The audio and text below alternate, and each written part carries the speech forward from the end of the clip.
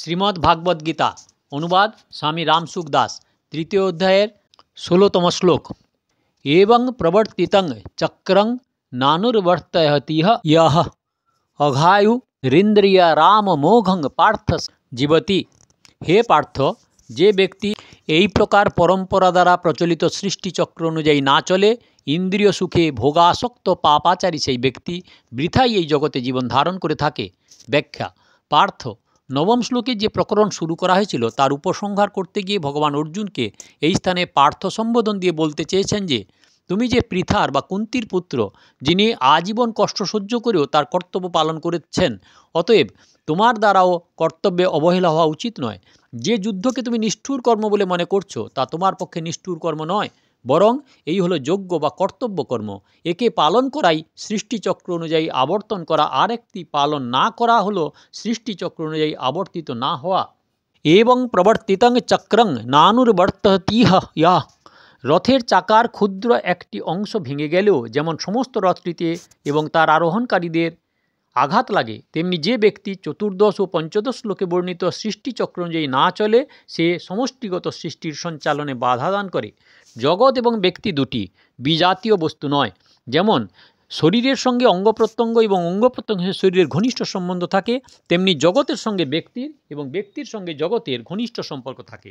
কোনো ব্যক্তি যখন কামনা, বাসনা, মমত্ব এবং অহংকর্তৃত্ববোধ পরিত্যাগ করে নিজ কর্তব্য পালন করে, তখন তার দ্বারা সমগ্র সৃষ্টি স্বতই সুখী হয়।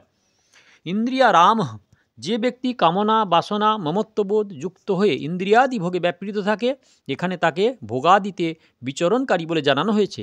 এইরূপ মানুষ পশু অপেক্ষাও হীন, কারণ পশু নতুন কোনো পাপ করতে সক্ষম নয়। তারা পূর্বকৃত পাপের ফল ভোগ করে নির্মলতার পথে অগ্রসর হয়, কিন্তু ইন্দ্রিয়ারাম ব্যক্তি নব নব পাপের দ্বারা ক্রমশ পতনের দিকে অগ্রসর হয় এবং তার সঙ্গে সৃষ্টিচক্রের বাধা উৎপন্ন করে এবং সমস্ত সৃষ্টিকে দুঃখগ্রস্ত করে।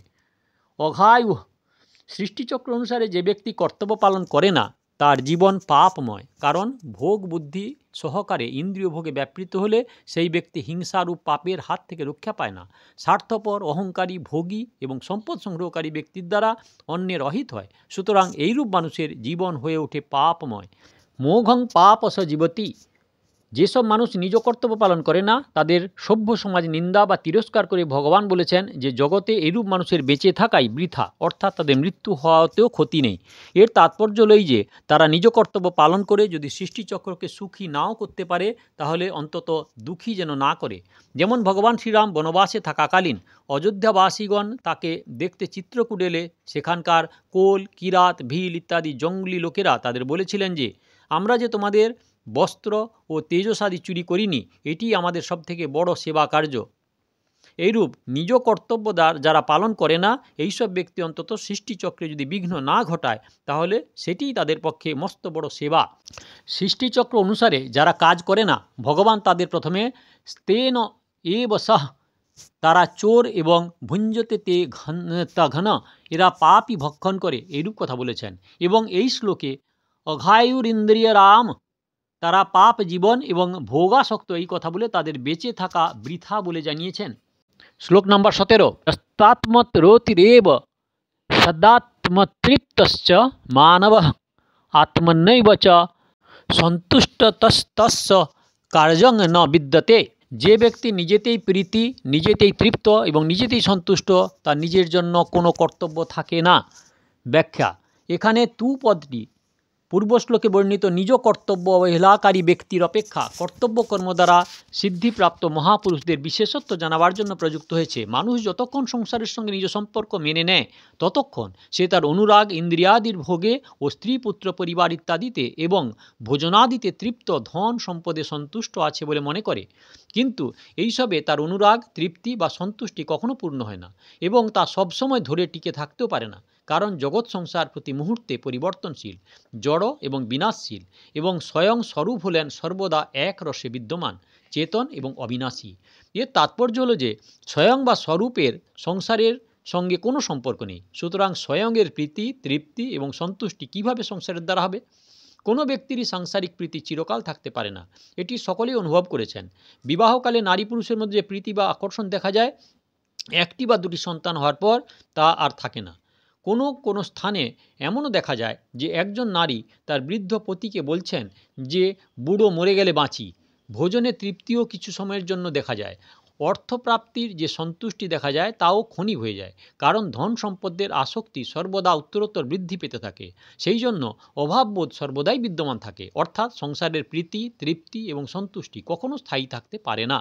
মানুষের সাংসারিক বস্তুগুলিতে প্রীতি, তৃপ্তি এবং সন্তুষ্টি কেবল প্রপ্রীতিই জন্মায়, প্রকৃতপক্ষে তা টেকে না। যদি সত্যি এইগুলি হতো তাহলে পুনরায় অপছন্দ, অতৃপ্তি বা অসন্তুষ্টি আসতো না। স্বরূপে তৃপ্তি, প্রীতি এবং সন্তুষ্টি স্বতঃস্ফূর্ত। স্বরূপ হচ্ছে সৎ।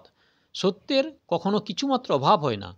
নাভাবও বিদ্যতে সতঃ, এবং অভাব না থাকলে কোনো কামনা উৎপন্ন হয় না, তাই স্বরূপের নিষ্কাম ভাব স্বতঃসিদ্ধ। কিন্তু যখন জীব ভ্রমবশত সংসারের সঙ্গে নিজ সম্পর্ক মেনে নেয়, তখন সে সংসারের প্রীতি, তৃপ্তি ও সন্তুষ্টি অন্বেষণ করতে থাকে এবং তার জন্য সাংসারিক বস্তু কামনা করতে থাকে। আকাঙ্ক্ষা করার পর যখন সেই বস্তু ধনাদি প্রাপ্ত হয়, তখন কামনা মিটে যাওয়ায় অন্য আকাঙ্ক্ষা উৎপন্ন হওয়ার পূর্বে তার নিষ্কাম ভাব আসে এবং সে নিষ্কাম ভাব সুখ অনুভব করে। কিন্তু সেই সুখকে মানুষ ভ্রমক্রমে সাংসারিক বস্তুপ্রাপ্তিজনিত সুখ বলে মনে করে এবং সেটিকেই প্রীতি, তৃপ্তি ও সন্তুষ্টি নামে অভিহিত করে। বস্তুপ্রাপ্তিতেই যদি সে সুখী হতো, তবে সেই প্রাপ্তি লাভের পরে সেটি থাকাকালীন সর্বদা সে সুখী থাকত, কখনো দুঃখ পেত না এবং পুনর্বার কোনো বস্তুর আকাঙ্ক্ষা তার মধ্যে উৎপন্ন হতো না। কিন্তু সাংসারিক বস্তু দ্বারা কখনো পরিপূর্ণ সর্বদার জন্য প্রীতি, তৃপ্তি এবং সন্তুষ্টি প্রাপ্ত না হওয়ায় এবং সংসারের মমতার বন্ধন থাকায় সে আবার নতুন নতুন আকাঙ্ক্ষা করতে থাকে। কামনা উৎপন্ন হলে নিজের মধ্যে অভাব এবং কাম্য বস্তু লাভ হলে তার মধ্যে এক পরাধীন ভাব অনুভূত হয়। সুতরাং আকাঙ্ক্ষাকারী ব্যক্তি সর্বদা দুঃখিত চিত্ত হয়। এখানে লক্ষণীয় হলো এই যে সাধক নিষ্কামতায় সুখের মূল কারণ বলে মনে করেন এবং কামনাকে মনে করেন দুঃখের কারণ। কিন্তু সংসারাসক্ত ব্যক্তিগণ বস্তুগুলির প্রাপ্তিকে সুখ বলে মনে করেন এবং অপ্রাপ্তিকে দুঃখ বলে মনে করেন। সংসারাসক্ত ব্যক্তিগণও যদি সাধকদের মতো এইরূপ যথার্থভাবে দেখে, তাহলে শীঘ্রই স্বতঃসিদ্ধ নিষ্কামতা অনুভব করতে পারে। সকাম ব্যক্তিদের কর্মযোগের অধিকারী বলা হয়েছে। কর্মযোগস্তু কামী নাম।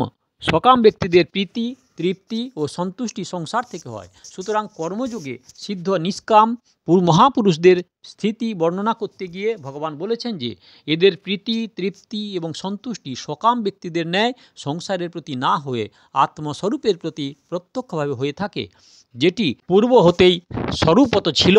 প্রকৃতপক্ষে প্রীতি, তৃপ্তি ও সন্তুষ্টি তিনটি পৃথক না হলেও সাংসারিক সম্বন্ধের জন্য ভিন্ন ভিন্ন রূপে প্রতিভাত হয়। এই জন্য সংসার থেকে সম্পর্ক বিচ্ছিন্ন হলে ওই মহাপুরুষের প্রীতি, তৃপ্তি এবং সন্তুষ্টি তিনটি একই তত্ত্বে বা স্বরূপে অবস্থিত হয়। ভগবান এই শ্লোকটিতে দুবার এবং পরবর্তী শ্লোকে একবার এব এবং চ পদ দুইটি প্রয়োগ করেছেন, যার দ্বারা এই ভাবটি প্রকটিত হয় যে কর্মযোগীর প্রীতি, তৃপ্তি এবং সন্তুষ্টিতে কোনো প্রকার ঘাটতি থাকে না এবং তত্ত্বের অতিরিক্ত অন্য কিছুর প্রয়োজনীয়তাও থাকে না। তস্য কার্যং ন বিদ্যতে। মানুষের জন্য যেসব কর্তব্য কর্মের নির্দেশ দেওয়া হয়েছে তার উদ্দেশ্য হল পরম কল্যাণ স্বরূপ পরমাত্মাকে লাভ করা। যে কোনো সাধক কর্মযোগ, জ্ঞানযোগ অথবা ভক্তিযোগ দ্বারা উদ্দেশ্য সিদ্ধ হলে মানুষের পক্ষে আর কিছুই করা, জানা বা পাওয়ার বাকি থাকে না। এটিই হলো মনুষ্য জীবনের পরম সফলতা। মানুষের বাস্তবিক স্বরূপের কোনো কিছুর কমতি না থাকলেও যতক্ষণ সে সাংসারিক সম্পর্কের জন্য নিজের অভাব মনে করে থাকে এবং দেহকে আমি বা আমার বলে মনে করে নিজের জন্য কর্ম করে, ততক্ষণ তার কর্তব্য করা বাকি বা অসমাপ্ত থেকে যায়। কিন্তু যখন সে নিজের জন্য কিছু না করে অন্যের জন্য, অর্থাৎ শরীর, ইন্দ্রিয়াদি, মন, বুদ্ধি, প্রাণের জন্য, মা বাবা, স্ত্রী, পুত্র, সংসারের জন্য, সমাজের জন্য, দেশের জন্য এবং জগতের জন্য সমস্ত কর্ম করে, তখন তার জগৎ সংসার থেকে সম্পর্ক বিচ্ছিন্ন হয়ে যায়।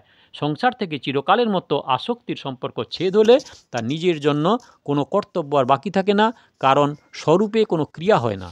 সমস্ত ক্রিয়াই সাংসারিক সম্পর্ক থেকে এবং সাংসারিক বস্তু দ্বারাই হয়। সুতরাং সংসারের সঙ্গে যার আসক্তির বন্ধন থাকে তার জন্য কর্তব্য থেকে যায়। যখন কোনো কিছু পাওয়ার আকাঙ্ক্ষা থাকে তখনই কর্ম সম্ভব হয়। আকাঙ্ক্ষা উৎপন্ন হয় অভাব থেকে। সিদ্ধ মহাপুরুষদের কোনো কিছুর অভাব থাকে না, তাহলে তাদের করার কি থাকে? কর্মযোগের দ্বারা সিদ্ধ মহাপুরুষদের রতি, তৃপ্তি এবং সন্তুষ্টি যখন নিজেই নিজেতে হয়ে যায়, তখন কৃতকৃত্য জ্ঞাত জ্ঞাতব্য এবং প্রাপ্ত প্রাপ্তব্য হয়ে যাওয়ায় তার বিধিনিষেধের ঊর্ধ্বে আরোহণ করেন। যদিও শাস্ত্রের অনুশাসন তাদের উপর থাকে না, তাহলেও তাদের সমস্ত ক্রিয়া স্বাভাবিকভাবে শাস্ত্রানুকূল এবং অপরের আদর্শ স্বরূপ হয়। এখানে তস্য কার্যং ন বিদ্যতে পদটির দ্বারা এই নয় যে এইসব মহাপুরুষদের দ্বারা কোনো ক্রিয়া হয় না। কোনো কাজ অসমাপ্ত না থাকলেও লোক সংগ্রহের জন্য তাদের ক্রিয়া স্বতঃস্ফূর্তভাবে হয়ে থাকে।